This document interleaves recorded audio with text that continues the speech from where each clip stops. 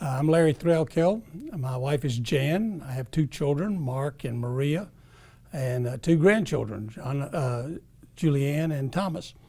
We were members here at Brentwood Baptist from 1975 to 2009.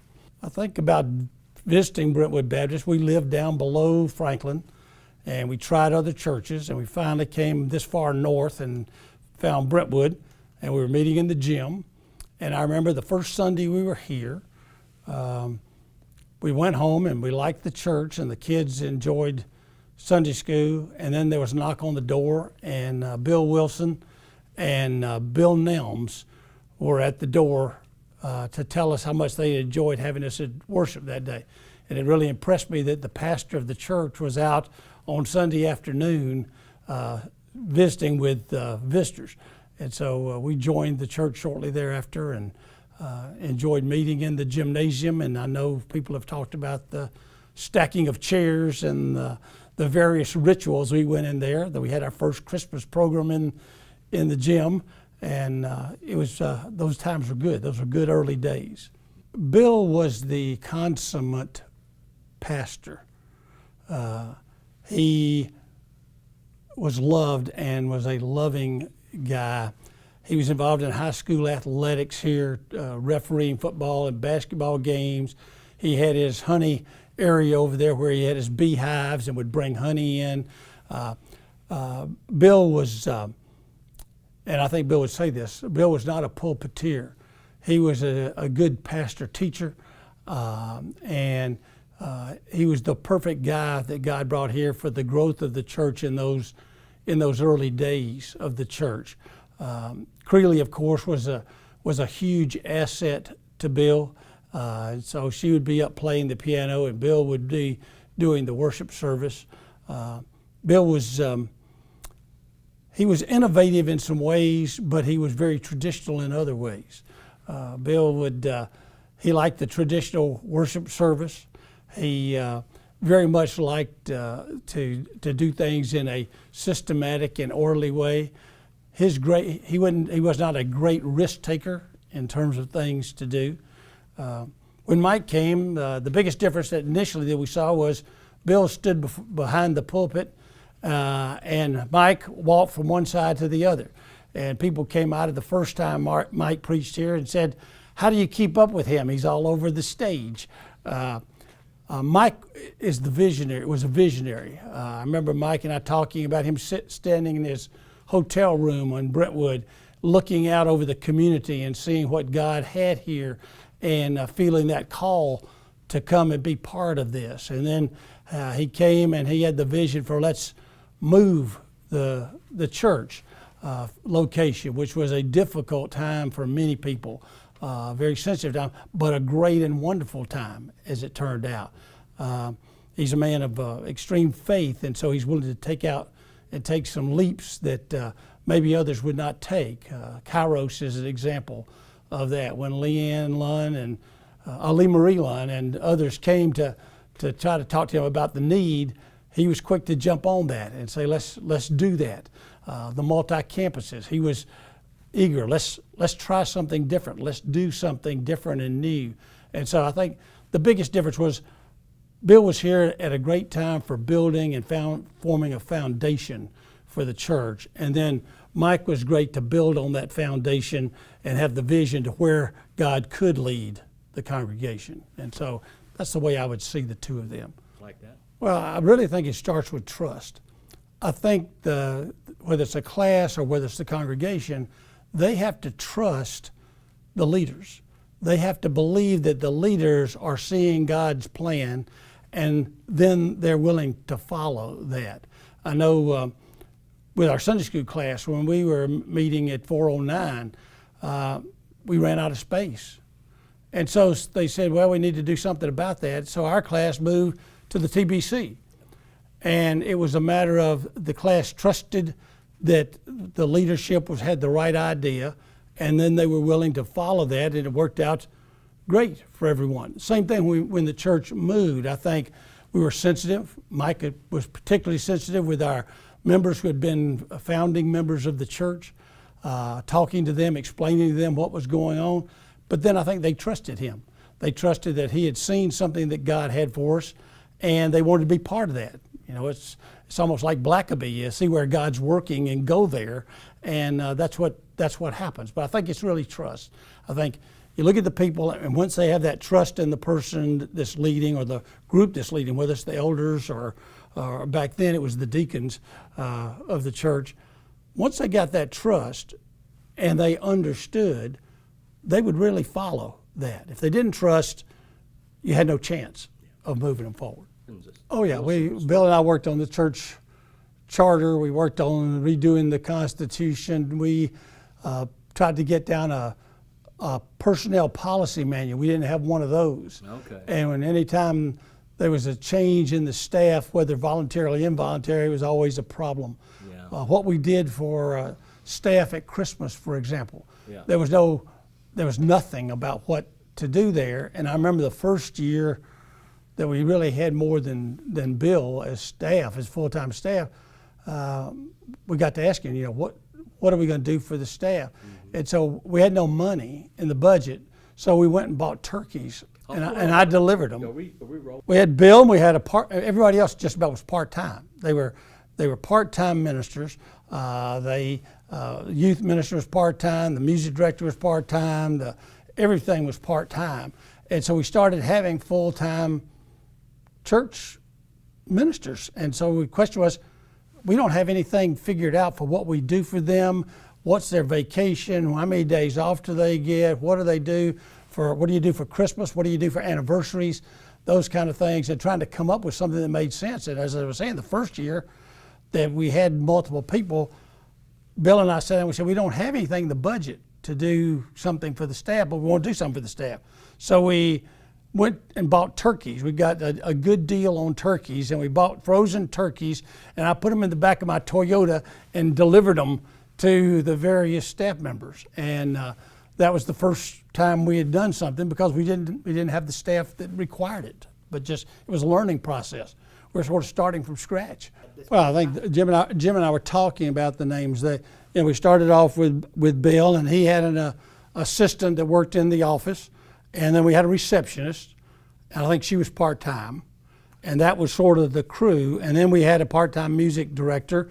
We eventually called Drew to be the music director, Drew Thigpen, and Mary came and took over the children's sort of choirs and that sort of thing, and the two of them did the Christmas program. And then we hired, we had part-timers like Gary Gibson was a part-time youth director. He worked at Vanderbilt and worked here part-time. We had Dean Abernathy, who came to become a full-time director of education. Then we had David Mitch, who came. And in fact, I teach David Mitch's father, age 90, in Sunday school every Sunday. David and Laura came to be the youth ministers. But yes, we went through. Then of course Dennis came and others. But the other, Gail. Gail, I tell you, Gail was a godsend to our church. When she came, there was always a question in Baptist church at the time about the role of the woman in ministry and how a woman was supposed to act as a staff member. And all the staff, the only thing that women were basically allowed to do was be a children's minister. And at our church, the experience with Gail and the godly woman that she is and the woman of inspiration that she is, I think it began to open doors for people to think differently about a woman in ministry. And that's been a great gift to Brentwood for, 30 years now or more. So yes, that was a great time because she loved the people. But Gail has a way about her about getting things done that's very, very unique and very good. As we move down here. Right. Well, I think there were several people that Mike grew to rely upon. Certainly Patsy Ferguson, George Bright. There were just 3 or 4 that he really had confidence in, that he felt they had the pulse of the people. And so he initially wanted to have those people sort of as sounding boards for, do you think this will go if we try this with the church? But over time it began, here are things that pastors always have as issues, whether it's with people, with family, with other things. I need somebody to talk to about those kinds of issues. And so he used that small group or individuals in that small group to sort of help him walk through those times. There is no pastor to the pastor. And so every church should have a group like that that helps support, counsel, encourage, pray with the pastor, and that's what that group performed.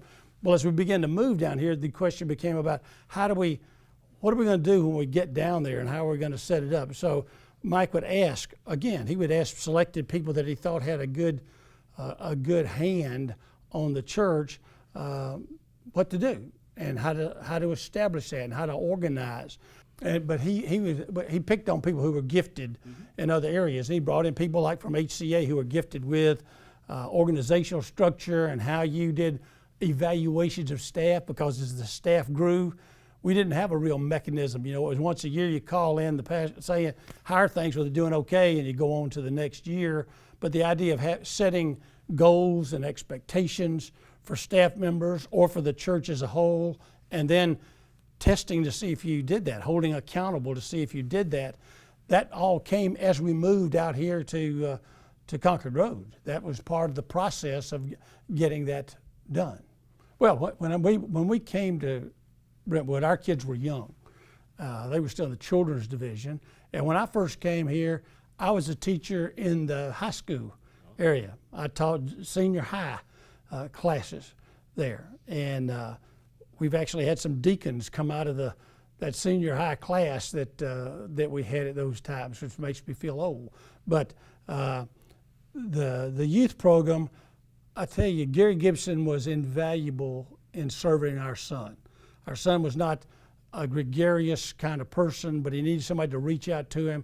And that's what Gary and then David and Jim all did, to reach out to the kids that were sort of out there on the fringe looking in and bring them into the group with activities, solid Bible study, mission efforts that they did.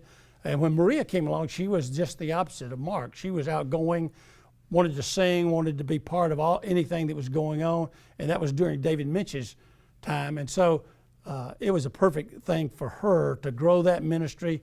The Wednesday night sitting at the foot of the steps at 409, where they would have their Bible study outside while the adults were having Wednesday night service inside.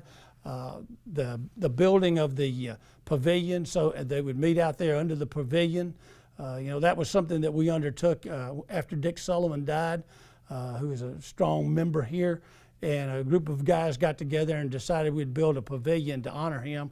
And then it became the big useful place for groups together and picnics for Sunday school and other kinds of outreach things. But the youth used it almost every Sunday, especially when the weather was good. They used it almost every Sunday. But those were good times for our kids growing up. And we had lots of programs. The mission trips, I remember Maria going to Boston and to other places, to Mississippi and to other places, and they would come back changed kids from that time that they spent together, form lifelong friendships in that the people still keep up with one another and hold one another accountable and get together with one another. So that's been a blessing. I remember when Betty first stood up on the side. She was set up on, as you face the pulpit, on the right-hand side of the congregation, and one or two people would sit down front. The Masons had a son who had difficulties as well, and she would sit down there and do her signing, and then those people would tell, we've got a place where you can actually have the sermon and the service talk to you, and that started to grow. And so when we started to come down here to 409, we wanted to do something better for the deaf congregation, because there were, I forget how many 100,000 people that were hearing impaired in Middle Tennessee, that there were no churches that were doing anything much. A few of them had people signing like we did, but not anything else. And so we put in the original plans a deaf chapel, but we didn't have any money for the deaf chapel. So it wasn't going to be built as a part of the deal. Gordon Inman and his wife were attending our church, but they were still members at another church. And so when the campaign came along, we did not solicit Gordon because he was a member of another congregation. And Mike and I got to the conclusion of the campaign, and Gordon called us and said, I have money, why don't you solicit me? And we said, you're a member of a different church, and if you want to do something, that's fine, but we're not ever going to solicit you for money. About probably 2 or 3 weeks later, on a Monday morning, I'm sitting in the office at 7:30, phone rings, Gordon Emmons on. Larry, he says, I was in church yesterday, and God told me that I need to build the deaf chapel. And I went and told Sean what God had told me, and she said, to ask her if it was okay. And she said, if God told you to do it, why are you asking me? And so that's the way God provided for the deaf chapel. The very early days, I was a young guy. I didn't know much about church. My grandfather had been a pastor, but I didn't really understand anything about the inner workings of a church or anything like that, or what you did if you wanted to be a good churchman. And so we came here, and people like Sam Moore and Harry Purvis and Dessel Ladderholt and Odell Crow, they were the foundation of the church. And they were givers. They were involved. They did things, and without much recognition a lot of times. And that was a great example for me of how to be a Christian that knows how to participate in your church and do things.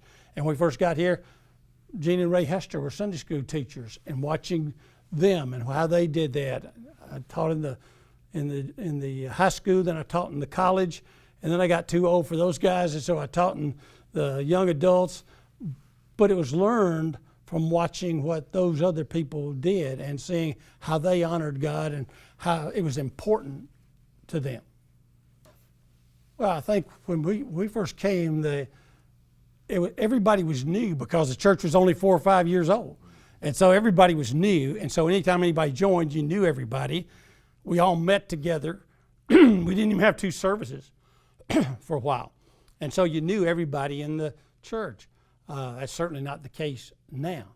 The thing that is consistent through the years is the Spirit. The Holy Spirit would work through the church when it was small, and it working through the church when it's large. But small groups become more and more important because that's your church. That really becomes your church in terms of the body of Christ that ministers to you and takes care of you and whom you're responsible for. But you get to be part of a much bigger movement that's having changes in Nashville and Middle Tennessee and around the world. And so we would send out mission trips, but the idea of having multiple campuses and things never occurred when we were at Brentwood. In those early years, we were trying to survive ourselves. And I remember the Sunday when we decided to build a sanctuary at 409. And they asked the men of the church to come down and sign the guarantee at the bank. And that's probably one of the most meaningful experiences I had, to see people commit themselves and say, I believe in this enough to put my name behind it, and I believe we'll be successful. And I think people have done that here at Brentwood when they made commitments to the campaigns that were run. When we decided that the first $1 million out of the campaign would go to South Africa and not to us, those were significant moments of understanding this is a bigger thing than what goes on at 777 Concord Road or 409 Franklin Road. Dan Hester burned the note on a Sunday morning at 409 when we successfully paid off the debt. You know, during that time, the hardest money to raise for a church is to pay off debt. If you're building a new building or you're doing some great program, you can raise money, but it's really hard. So we owed $300,000, I think it was, and we decided we're going to figure out how to get this paid off. And we ran a campaign, and people were faithful. I remember sitting and signing personally, 300 or 400 letters that we sent out asking people to do. But when it got there, Dan was one of the first young children in our congregation, and he was the one who went to the podium and burned the note on that Sunday morning, and that was a happy time. That was a happy time. Putting the steeple on this church was a happy time. Those are big moments. I hope you get somebody to talk about that, because we tried to put the steeple on and the windstorm came and Mike got nervous, and so he didn't like being up there anyway. Yeah, that was fun time. I think the future is defined for Brentwood by the young pastors that you are placing in your campuses. I remember when Jay Strother came and the idea of maybe there'll be a church that we can start that he will be a part of. Aaron Bryant, we taught in school when he was here in children's division, and Aaron and I still see each other, and so I'm encouraged by what's going on there. And of course, I still have lots and lots of friends and brothers and sisters here, and they keep me informed. But I'm really thinking about growth. I think there's still room for growth. I think you've got a good plan for planting campuses, but I think the future is going to be more of that. And I think Brentwood is going to be a leader in the technology side, the electronic media, the ways of communicating with people that are coming, and nobody's going to communicate the way we did in the past. They're going to communicate differently, and I think we have to adapt to that. And I see Brentwood as somebody who will lead in that effort. Well, yeah, I think when one of the things that Mike and I got into trouble about with one another was when he first came, he would say people were committing to full-time Christian service, and he was referring to people who were called into the ministry. And I would go to Mike and say, Mike, I've been called into the full-time Christian ministry. I'm just not a minister. And so I think we've raised people like Aaron and others who have grown up to be godly people who are leading congregations or leading organizations which are doing great work for the Lord. But I'm just as proud of John McCain, who is a godly man who went out and raised a great family. I'm just as proud of those guys who are teaching in Sunday school, working with the youth, doing those kinds of things as I am of Aaron, because they're doing what God called them to do. And I think the greatest thing a church can do is release in a person the gifts that God gave them and let them hear the calling that He has for them. Then the church has done what the church does. We supported you, we affirmed you, we encouraged you, and we provided for you, and now you're doing all that God wants you to do with the gifts that you have. So I think that's been a message that Brentwood's had since the beginning, to send out people that would do that. Bill Wilson's daughters, Bill Wilson Jr., are examples of people who came through early on who are out doing significant work for the kingdom now.